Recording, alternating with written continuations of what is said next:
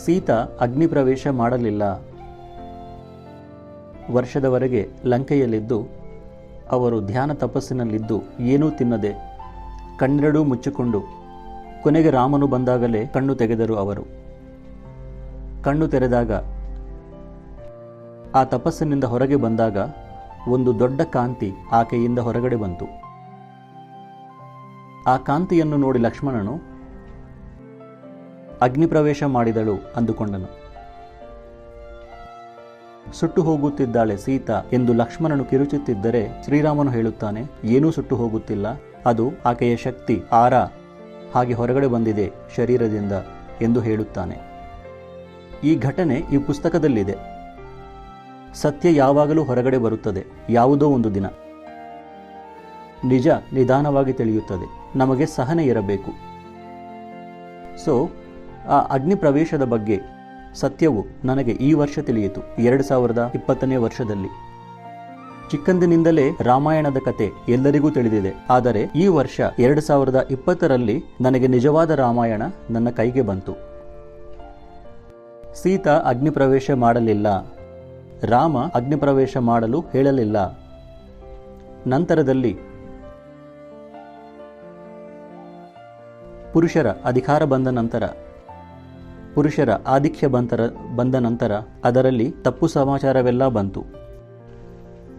ಅವರು ಇವರು ಬರೆದಾಗ ಒಂದು ಕಥಾವಸ್ತು ಹಾಗೆಯೇ ಇದ್ದರೂ ಕೆಲವು ಅಸಂಗತವಾದ ವಿಷಯಗಳೆಲ್ಲ ಸೇರಿ ನಾವು ವ್ಯಾಕುಲತೆಗೊಳಗಾದವು. ಹಾಗೆಯೇ ಸೀತಾ ಆಕೆಯು ಗರ್ಭವತಿಯಾದಾಗ ನನ್ನ ಮಕ್ಕಳು ಅರಣ್ಯದಲ್ಲಿ ಬೆಳೆಯಬೇಕು ಎಂದು ಕೋರಿಕೊಂಡಳು. ಆಕೆ ಈ ಅಯೋಧ್ಯ ನಗರದಲ್ಲಿ ಅಲ್ಲ, ರಾಜರ ಈ ಪರಿಸ್ಥಿತಿಗಳಲ್ಲಿ ಅಲ್ಲ, ಅರಣ್ಯದಲ್ಲಿ ಬೆಳೆಯಬೇಕು, ಅವರು ಸರಿಯಾಗಿ ಬೆಳೆಯಬೇಕು ಎಂದು ಆಕೆಯು ತನ್ನ ಸಲುವಾಗಿಯೇ ಅರಣ್ಯಕ್ಕೆ ಹೋದಳು. ಇದನ್ನು ವಿಪರೀತವಾಗಿ ಚಿತ್ರೀಕರಿಸಿದ್ದಾರೆ ರಾಮಾಯಣದಲ್ಲಿ. ಸೀತಾ ತನ್ನಷ್ಟಕ್ಕೆ ತಾನು ತನ್ನ ಮಕ್ಕಳನ್ನು ಅರಣ್ಯದಲ್ಲಿ ಹುಟ್ಟಿಸಬೇಕೆಂದು, ಆಶ್ರಮದಲ್ಲಿ ಹುಟ್ಟಿಸಬೇಕೆಂದು, ಗುರುಕುಲದಲ್ಲಿ ಹುಟ್ಟಿಸಬೇಕೆಂದು, ಅಲ್ಲಿ ಬೆಳೆಸಬೇಕೆಂದು ಅಲ್ಲಿಗೆ ಹೋಗಿದ್ದಾಳೆಂದು. ಇಂತಹ ವಿಷಯಗಳು ಎಷ್ಟೋ ಇವೆ ಆ ಪುಸ್ತಕದಲ್ಲಿ. The untold story of Sita. Everybody should read that book. The untold story of Sita ಓದಿದರೆ ಸೀತಾ ಯಾವಾಗಲೂ ಧ್ಯಾನದಲ್ಲಿರುತ್ತಾಳೆ. ಆ ಪುಸ್ತಕವೆಲ್ಲ ಧ್ಯಾನವೇ. 14 ವರ್ಷಗಳು ವನವಾಸ ಮಾಡಿದಾಗ 13 ವರ್ಷಗಳು ತಿರುಗುತ್ತಾ ಕೊನೆಯ ವರ್ಷವೆಲ್ಲ ಅವರು ಲಂಕೆಯಲ್ಲಿ ಕಳೆದರು. 1 ವರ್ಷ ಪೂರ್ತಿ ಅಶೋಕವನದಲ್ಲಿ, ಅಶೋಕ ವೃಕ್ಷದ ಕೆಳಗೆ.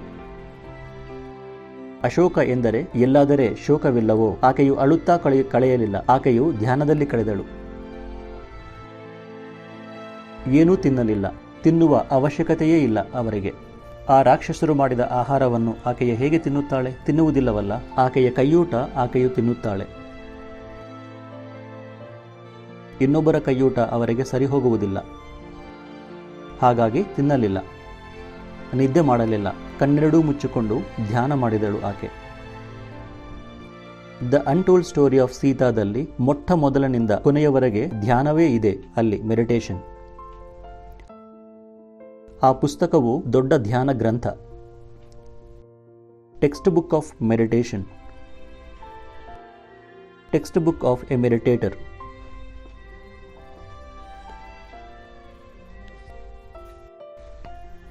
ರಾಮನು ಸರಿಯಾದ ಗವರ್ನೆನ್ಸ್, ಸರಿಯಾದ ಪಾಲನೆ ಬಗ್ಗೆ ಮಾತನಾಡಿದರೆ, ಸೀತಾದೇವಿ ಸರಿಯಾದ ಧ್ಯಾನದ ಬಗ್ಗೆ ಮಾತನಾಡಿದ್ದಾಳೆ. ರಾಮನು ಸರಿಯಾದ ಪಾಲನೆ ಮಾಡಿ ತೋರಿಸಿದ್ದಾನೆ. ಸೀತಾ ಸರಿಯಾದ ಧ್ಯಾನ ಮಾಡಿ ತೋರಿಸಿದ್ದಾಳೆ ಪ್ರಪಂಚಕ್ಕೆ.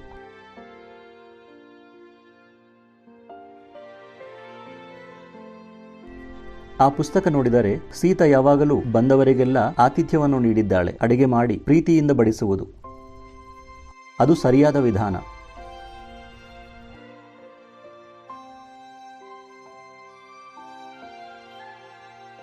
ಹೊಟ್ಟೆ ತುಂಬ ಸರಿಯಾದ ಭೋಜನವಿರಬೇಕು, ಮನಸ್ಸು ತುಂಬ ಸರಿಯಾದ ಆಲೋಚನೆಗಳಿರಬೇಕು, ಬಾಯು ತುಂಬ ಸರಿಯಾದ ವಾಕ್ಕುಗಳಿರಬೇಕು, ಆತ್ಮ ತುಂಬ ಸರಿಯಾದ ಗುರಿ ಇರಬೇಕು.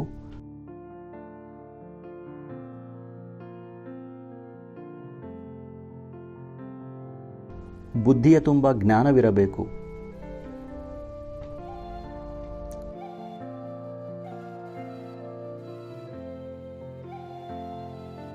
ಪರಲೋಕದಿಂದ ಇಹಲೋಕಕ್ಕೆ ಬಂದಿದ್ದೇವೆ, ಇಹಲೋಕದಿಂದ ಮತ್ತೆ ಪರಲೋಕಕ್ಕೆ ಹೋಗುತ್ತೇವೆ.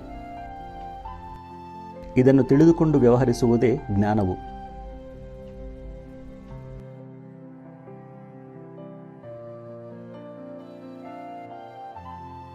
The untold story of Sita ಅನ್ನುವ ಶ್ರೇಷ್ಠವಾದ ಪುಸ್ತಕವನ್ನು ಪ್ರಪಂಚಕ್ಕೆ ನೀಡಿದ ಡೀನಾ ಮೆರಿಯಂ ಅವರಿಗೆ ಪಿರಮಿಡ್ ಮಾಸ್ಟರ್ಸ್ ಎಲ್ಲರ ವತಿಯಿಂದ ನನ್ನ ಪ್ರಣಾಮಗಳು.